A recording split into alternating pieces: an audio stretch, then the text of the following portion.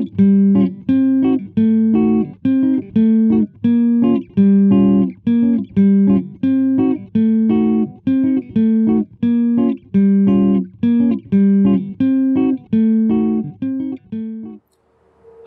my name is Edgar Guajardo. I am the producer and lead designer for School of the Americas that's being presented here in Houston, Texas, February 5th through the 14th, 2021. In a moment, we'll be speaking with the director, Benito Vasquez, and the two co-stars, Gabriel Regojo and Desiree Noriega, about the importance about this show and how and what impact it will have on the community of Houston, Texas.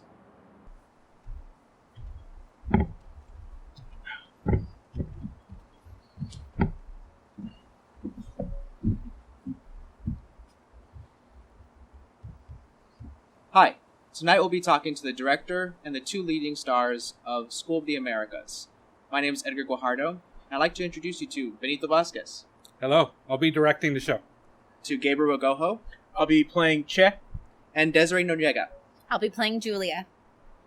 So I'd like to take this moment to get to know the director and the two lead stars of our performance of School of the Americas. Let's talk to Benito Vasquez, the director of the show, and get a little bit more insight in who he is, where he's come from, and what his background truly is. So my name is Benito Vasquez. I guess that's already been said. I was born and raised in Houston. So sometimes I think that's rare to find in this very sort of transplant city. But yeah, I was born and raised here. I am a first generation Mexican American. Both my parents were born in Mexico. And I was the first to graduate high school, first to go to college, first to get a master's, all that. So all of that came with its own sort of challenges and opportunities as well. I grew up not having the arts, and so I didn't discover the arts really till I got to college, and then it just took over. It took over. I fell in love with the idea of telling stories that I connect with, stories that represent the communities I come from, and hearing stories of other communities that I can learn from.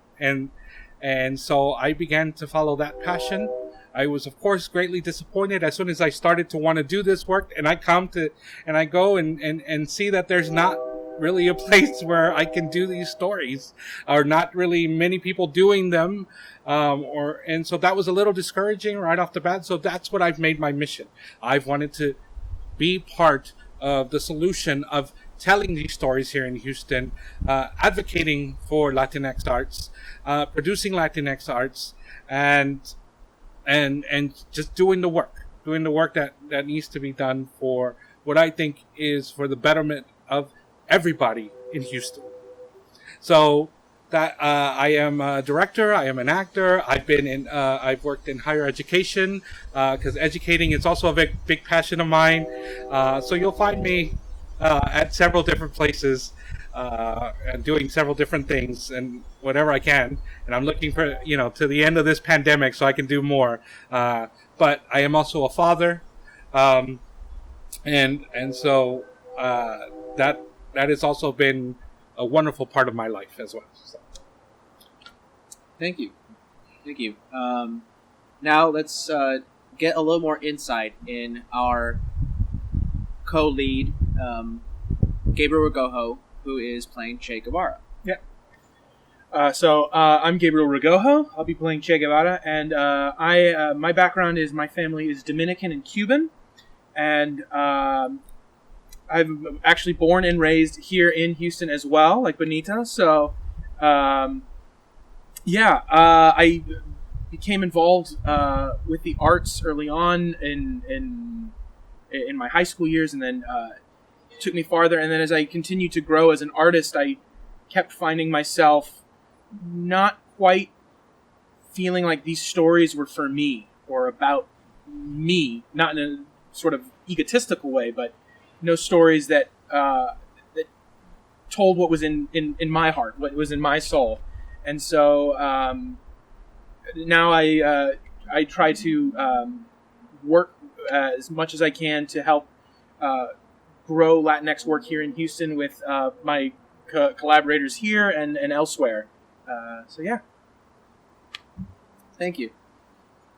Now, let's get a better insight into who is Desiree Noriega. Yes, I'm Desiree Noriega. I am Mexican and Spanish. That's where my family comes from. On my father's side, I am first generation. I am one of the first one for my household, at least, that went to college and accomplished all those things, which was really a wonderful thing for me to do, which felt more that it was more not only for me, but also for my family, which was really wonderful. I'm actually also an educator here in Houston. I teach elementary school, and I get to share my craft with kiddos when there's not a pandemic. And I fell in love with theater pretty early. My best friend asked me to audition for a musical, and I got in, and I was bitten by the bug. I really got just enamored with getting to put on these other people and tell their stories. And like Gabe, I didn't see a lot of stories being told that were reflective of us, or as many. I was fortunate that when I was 18 years old, I got to do Real Women Have Curves and see how the community responds to stories like that. So it's just so beautiful to be in Houston, where I feel like there's now a true dedicated space for that to be told. And it's even inspired me, in my own artistry to write these, my own stories so that, potentially they can be put up on a stage. And I think it's just so important because it really does just ignite these thoughts and these hopes and these dreams and aspirations in young people. I'm a teacher, and seeing how when you have no limitations, the things that you foresee yourself and I guess you can kind of ignite grit when you see no limitations when you're young. And that's how I felt.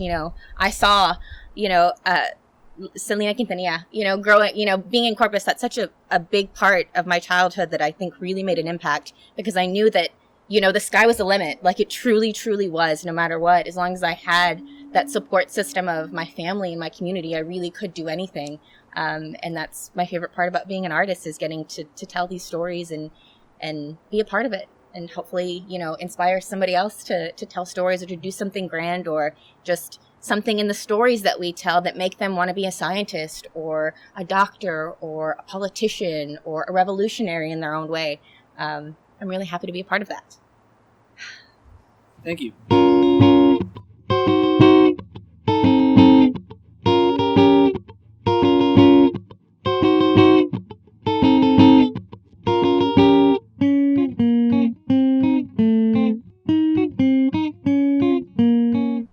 So tonight, we'll be talking about 3 specific points on the importance of why School of the Americas should be presented in Houston, Texas.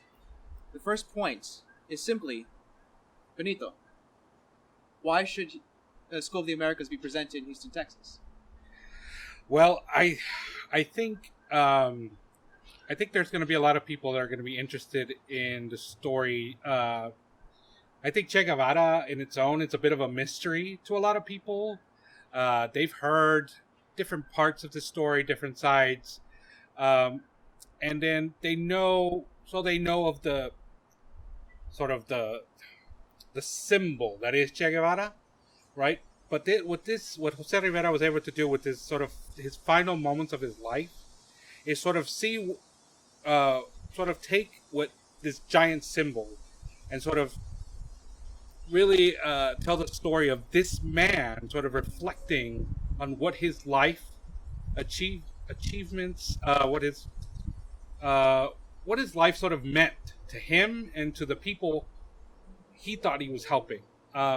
There is a lot of life philosophical sort of larger than life ideas that come up in this play, just in sort of the human interaction, the idea of knowing that these are your final moments and what that does to a person. All of this is sort of I think, and then this is what I think everyone will enjoy about this script. It's really sort of breaking down what sort of Che Guevara himself, according to Jose Rivera, what he was sort of thinking about in his last moments, and specifically with the person that he's interacting at the very end with. I think this is going to be sort of fun in hearing, another side to the large story that is Che Guevara. Okay. Gabe, you're playing Che. What's your take on why it's important for us to present School of the Americas in Houston? I think this play is super important just at large because it is a story written by a Latino author about a Latino figure in history that has been demonized by the West in some parts and then commoditized with his image, which is completely antithetical to who Che was. He was fighting for the liberation of Latin peoples across the globe and other countries that had been experienced American imperialism firsthand. I think the story speaks to sort of a reflection of Che and his actions, but a passing of the fight to Julia, who is still, although she's not fighting in the jungle, she is fighting to educate and provide a better life for her community, and that is a more important part because it's something that Che realizes in himself, is that he met the world with so much anger and hate and violence that his message gets lost.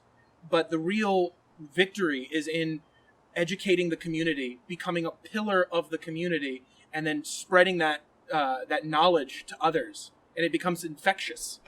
Okay, so good point on bringing up Julia, because now we can ask Desiree. Yes. You're playing Julia. Mm-hmm.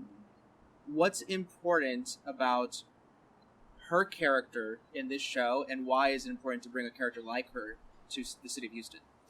I think it's important because, one, teachers are such an essential just part of the community as a whole. But specifically how you're talking about Che, one thing that people don't really know about him is that before he taught any of his army to shoot a gun or to really fight, he taught them how to read, because education was such an important part of us growing as a community and having the last person that he's really communicating with and having a conversation with before he dies, being a teacher in a school, showing that the fight can go on with a person like this who can educate us and teach us and, make us grow to be who we want to see in the world, and ignite that action through knowledge instead of through violence, so that you understand that sometimes when people don't listen, you have to go to those extremes because the fight is there, and who's going to fight if you don't do it yourself? Yeah, no, of course, yeah. And tonight, the second point that we're going to address is the importance of presenting Latino, Latina, Latinx works. Gabe, why is it important for us to bring to Houston Latinx works like this and other works that tell stories about past historical figures? Yeah, I mean, telling stories about Latinidad or Latino people or Latinx people is super important because we are ingrained in the fabric of not only Houston but this country, and it's important for us to be able to claim our own story and share it and continue to live through those stories from our own perspective, something that is uniquely our own and true to us, that's not been for lack of a better word, polluted by other sources or other things that affect us, but just really what it means to be and identify as a Latinx person. It's important to see yourself in the stories you hear. Okay. Thank you. Desiree, what is your take on the importance of the representation of Latinos and Latinas and Latinx people in the theater arts today? I think that it's just one of those things that are necessary for our people because it allows the youth and just everybody to see that there is someone who's done something that is inspiring or that is so grand or that made a change, and it knocks down any inhibitors that they have because someone else has already come through that looks like them, that talks like them, that comes from a background like they do. Like me, I grew up in Corpus Christi, so I grew up listening to Selena, seeing her And I knew from a child that I could be something so grand because I saw her. And she was so close, to us, Tejano music and everything growing up in that area. It's so important to show that we are these amazing, phenomenal people and artists and creators, and the stories that we tell inspire generations behind us. And that's why it's so important for us to tell these stories and through our own mouths and, our own lenses that aren't polluted by other opinions, that don't know what it is to be, Latino and feel these feelings and experience our lives through our lenses. Fantastic. Yeah, no. Benito, what is your take on the importance of of representation for Latinos, Latinas, and Latinx people in the theater arts, specifically in Houston, but also nationwide? Well, that is a mission that I've been putting most of my effort towards the last few years. And one of the reasons I think it's important is to better understand, or to get sort of better educate or better represent the diversity of Latinidad. Being Mexican American in Houston, Texas, is not unique. There's a lot of Mexican Americans, but I don't know much about, or I grew up not knowing much about Puerto Rican Americans or Cuban Americans or Afro Latinos, or and even I was just watching the other day. I was watching a documentary about voter suppression. That specifically was talking about African American voter suppression, and they quickly sort of touched on Latino voter suppression in Arizona. This particular sort of story of how Latinos were fighting for voter suppression in Arizona that I just didn't know about, right? Like, I didn't know about that specific moment in history it was actually like sort of Mexican Americans and Native Americans fighting this fight together in Arizona. And so that's just one example of we were not taught our history growing up. And so it is now is our responsibility to do that research, to find out those stories, and to share that.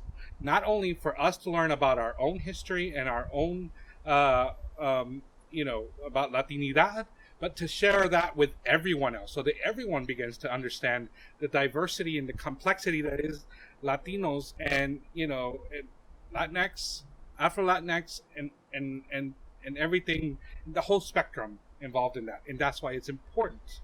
It is essential that we put these stories on stage in a city like Houston, where we represent the majority of the population and don't know very much about our history and our stories beyond sort of what we grew up with and we grew up learning. So that's why it's important. Fantastic, thank you. And the third point we like to make tonight is the importance of this show when it comes to the current political climate that is focused on Latinos, Latinas, and Latinx people today. Desiree, why is this show important for the current political climate that we are facing today that's focused on Latinos, Latinas, and Latinx people? I think the show is important because, one, it really piques your curiosity about these two polarizing sides between Che and Julia and their own thoughts. And it kind of takes you to this place of like, why? And so you do the research for yourself and you figure out that Che was really against this imperialistic capitalism that really destroyed everybody, which kind of is happening now. We see the rich getting richer and the poor getting poorer, and they have so much excess and there's nothing left for anybody else. So I think what this show does is kind of puts those terms back into our minds so that we can kind of define them for ourselves and realize what they really are and why these problems are still happening and what's a genuine way that we can go about fixing it, because what's happening now shouldn't be happening now. We shouldn't be starving to just be alive, and we shouldn't have people who have so much money that they couldn't even spend it in 3 lifetimes. So I think the importance of this is that it allows us to reflect on things that have already happened and that they're still happening. And we need to really do something and be the change and fight the fight so that we can all be prosperous and not just it's so disproportionately given to the country. Great, thank you. Gabriel, you're playing Che. He is a revolutionary. But he is being portrayed in his final moments of life, his last 2 days as he was held prisoner. How is that connecting with today's political climate? How is the conversation of Che in this play, in this story, connecting with today's political climate?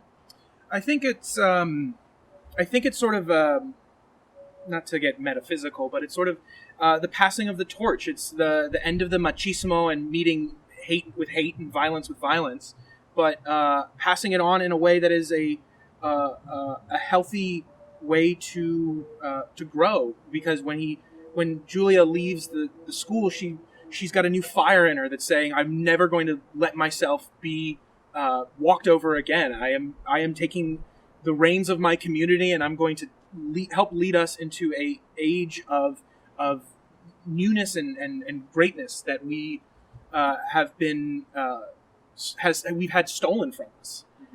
Okay, thank you. That was great. Benito, as the director of this show, and understanding the complexities of all the characters, and understanding the unique relationships that these characters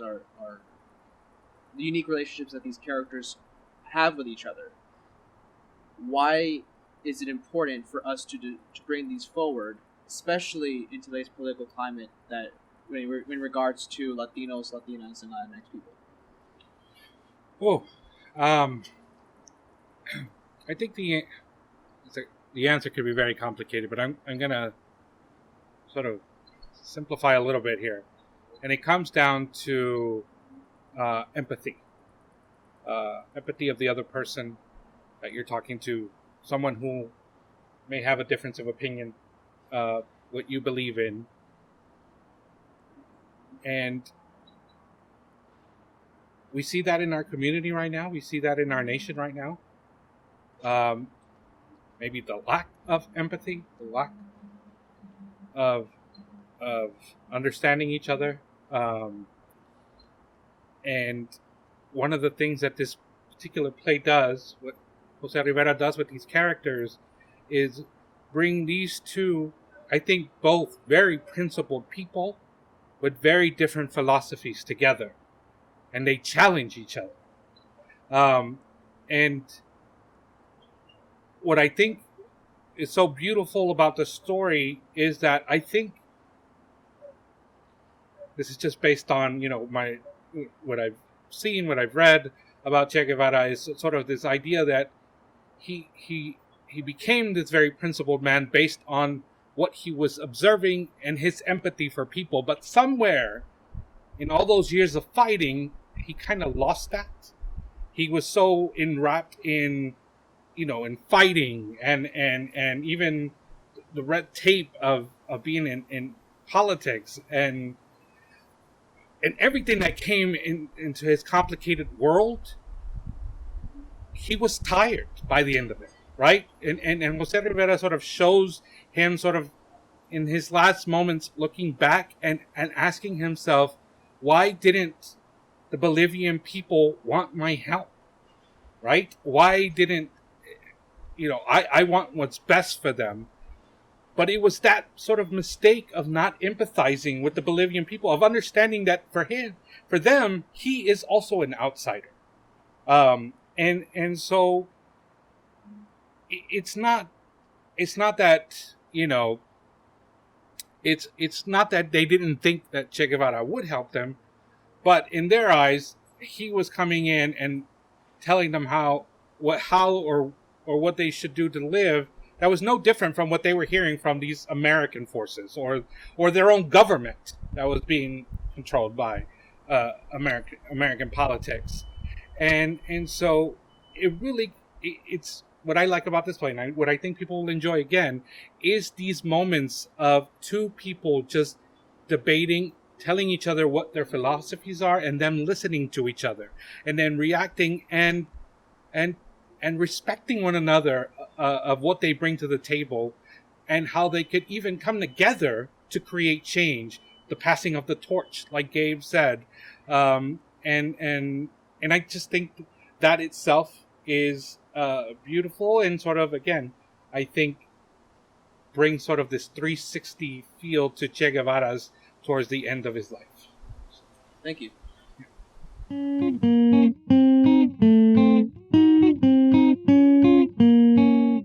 My name is Edgar Guajardo. I am the producer and the lead designer for this show of School of the Americas that'll be presented here in Houston, Texas. My upbringing was in South Texas.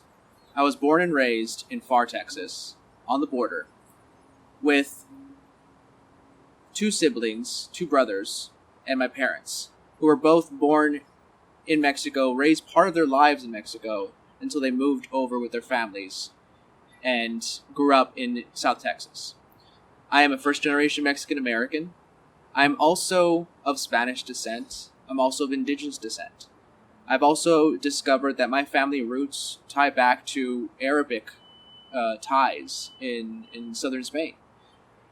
In learning about the history of who I am as a Mexican American, I've learned that my family roots are global.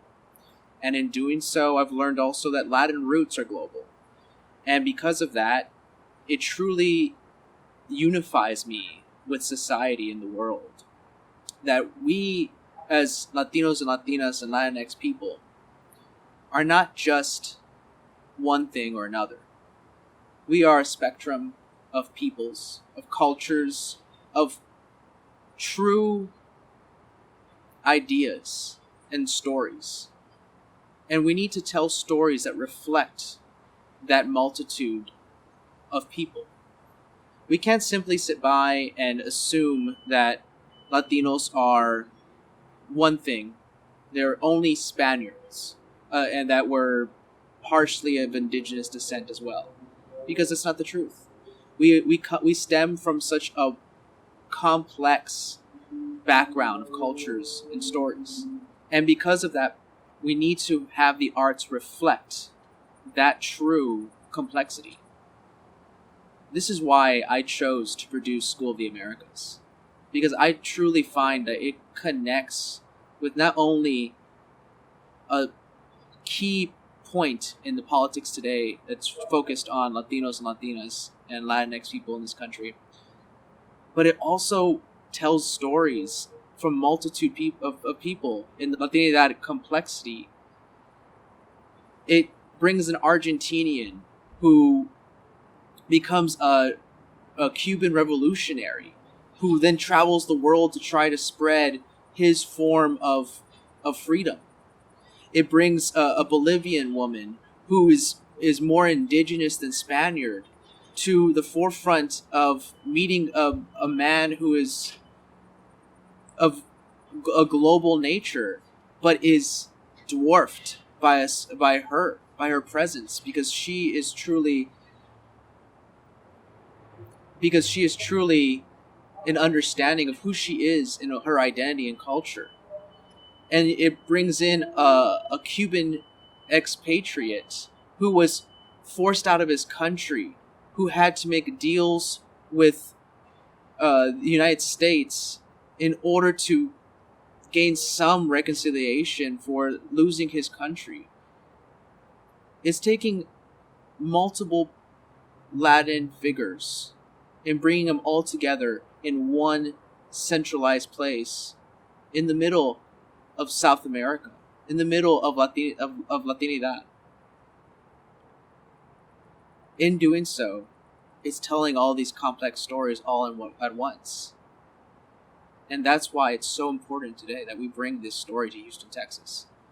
In Houston, we have a multitude of Latinos stemming from all over the world. And our main demographic has been, yes, Mexican Americans, just due to the location we are in here in Texas. But we are more than that. And because of it, we need to bring the arts to be more than that.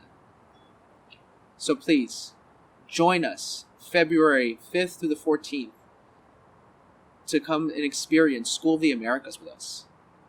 Because it's an experience for us who are performing, who are designing, who are directing, who are involved with it, just as much as it's an experience for you to view it. Thank you.